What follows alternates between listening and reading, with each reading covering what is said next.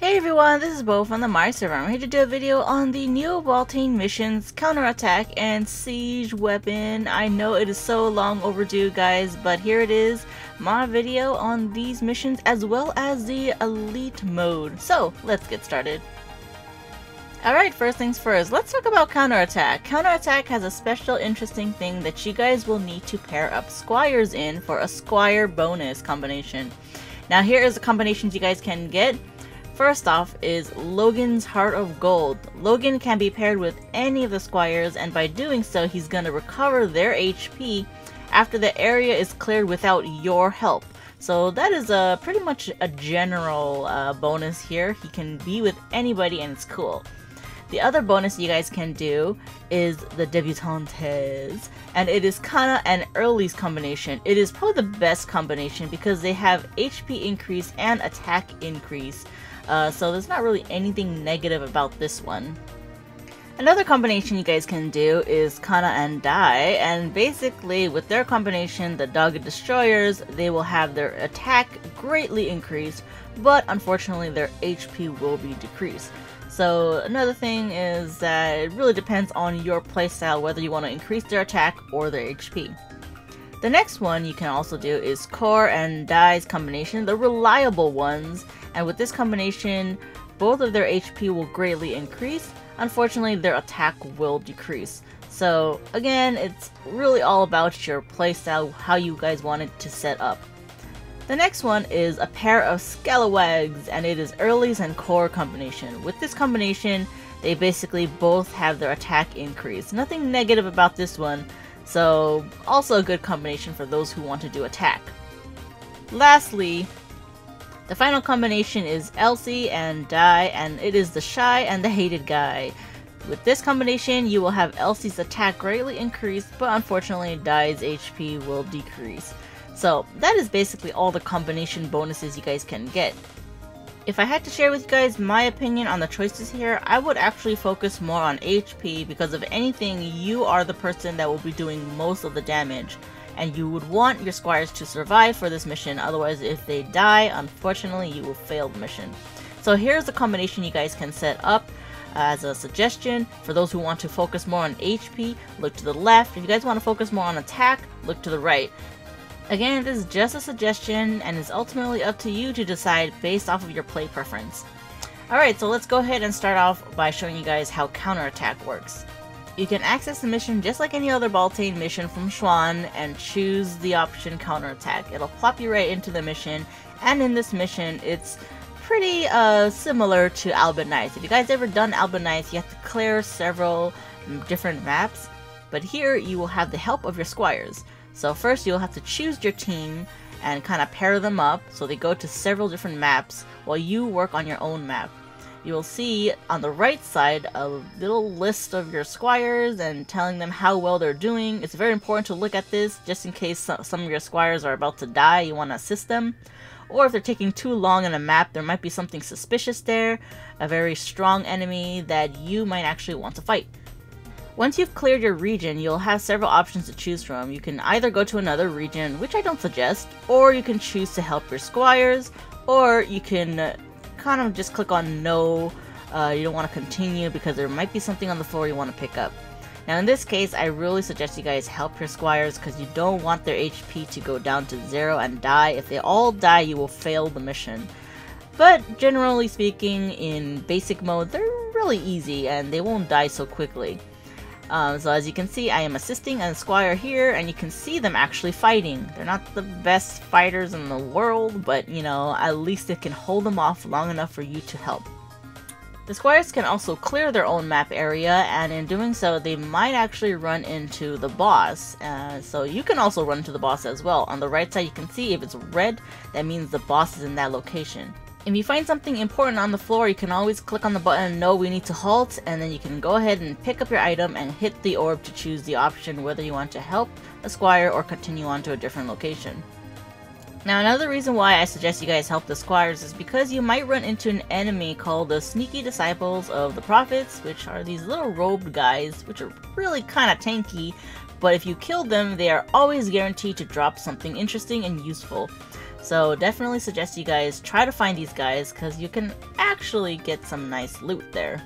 Once you get to the boss stage, it's basically a huge Peridot with lots of HP, and when you kill it up to a certain point, it's gonna start summoning some prophets that will buff it. You want to kill the prophets so it won't buff it, or if you're strong enough and OP, you can just kill it right away before it does anything else.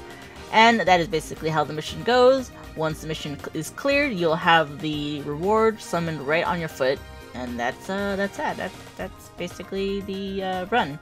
You'll get some nice gold and some, what am I kidding, it's just like rewards that nobody wants. Alright, now the next mission I'm going to show you guys is Siege Weapon, and Siege Weapon is actually one of my favorite Baltane missions because there's so many things you guys can do in Siege Weapon. It's definitely worth trying if you guys haven't done it yet. Now for this mission, you're going to have to clear the orbs that's surrounded by the Apostle, and you'll also have to rescue your squires that are kind of possessed in these red circles. First things first, just clear off the zombies that are kind of roaming around. You're going to notice that there's going to be hordes of zombies frequently going into the center of this warp circle. And you don't want them to go inside because if they do, they will spawn inside the Avalon gates fighting the squires. You don't want your squires to die, so you know, you can always heal them if they do get through, but it's one of those missions where if your squires die, then boom, you fail the mission. So definitely make sure you keep track of your squire's health. It's located on the right side where it says good and, you know, fair and stuff like that, so you'll know if they're dying. There's going to be a total of 10 squires that you guys will have to rescue. When you step in the red circle, it's going to spawn some enemies. Just clear the enemies, and once you've done that, the squire will be fine and walk back to the Avalon gates. While this is happening, you will still also have zombies entering the center circle, so you want to make sure you keep track of that too and not forget about it. Now as for the Apostle with the orbs, you want to clear this before the timer runs out. I'm pretty sure it's going to be instant fail once the Apostle warps into the gates. But basically, it's up to you in what order you want to do it in, whether you want to rescue the squires that are possessed or you want to clear the orbs. It's really up to you guys. I suggest though you guys work on the orbs first, because once you've cleared and rescue all the squires, they're actually going to come out and assist you. That could be a good thing, but it can also be a bad thing considering the fact that they can get hurt and die. When you guys are clearing the orbs, you'll notice that after you clear all 4 orbs, it's going to summon another set of orbs. It's basically a total of 3 waves.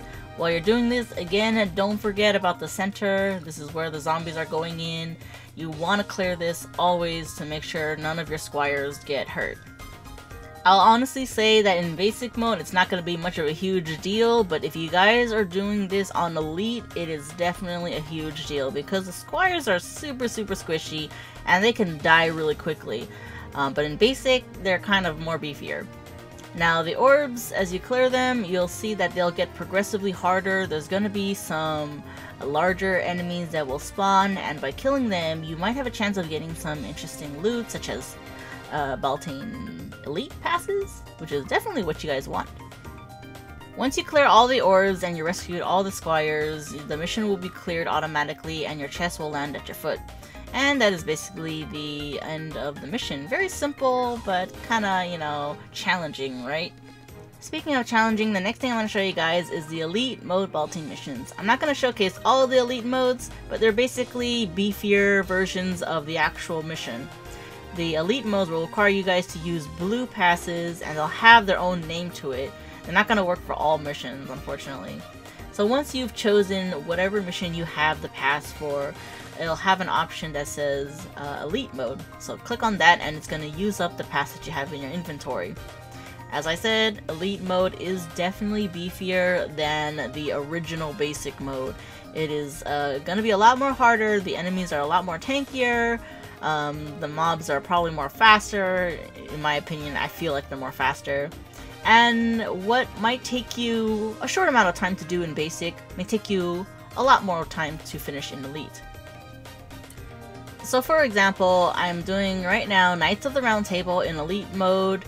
It's gonna be hard to see because I'm kind of fast forwarding this whole mission, but normally if I do a basic mode, maybe one time or not even one time at all, I would have the actual enemies break through the spikes and I'll have to kind of clear them again. But as you can see, in elite mode, it happens several times because they are strong, and it is definitely a lot more harder just because of that. If you guys are doing other missions like Avalon Bridge, it's going to be just the same. They're going to be tankier, they're going to be harder, so just prepare for that and make sure you are geared up. And that is really just the general difference between Elite and Basic. There's not really anything different. The missions is the same, it's just a little bit more harder for those who want more of a challenge. If you complete the mission for Knights of the Round Table to the very end, you will receive a Baltane Elite Reward Box. You can also get a Baltane Elite Reward Box for Avalon Bridge, but it's going to cost 2,000 Crusader points, so make sure you guys keep that in mind. Now in these elite boxes, you have a chance of getting Squire uniforms, some random Baltane mission items, equipment, training stones, Albert Knight's training stones, and of course crafting materials, the most important thing. So definitely worth the reward if you guys are trying to craft certain stuff. Unfortunately, for other missions like Nowhere to Run and Gatekeeper, there is no elite mode reward, but you will have a lot more stronger enemies, therefore you'll have a lot more EXP from them. And that is my video on the Baltane missions for Counterattack and Siege Weapon, as well as the elite modes. Thanks you guys for watching my video. Hopefully this video was helpful for you guys, and if I forgot anything, feel free to leave them in the comments below and help each other out. And like always guys, please stay awesome.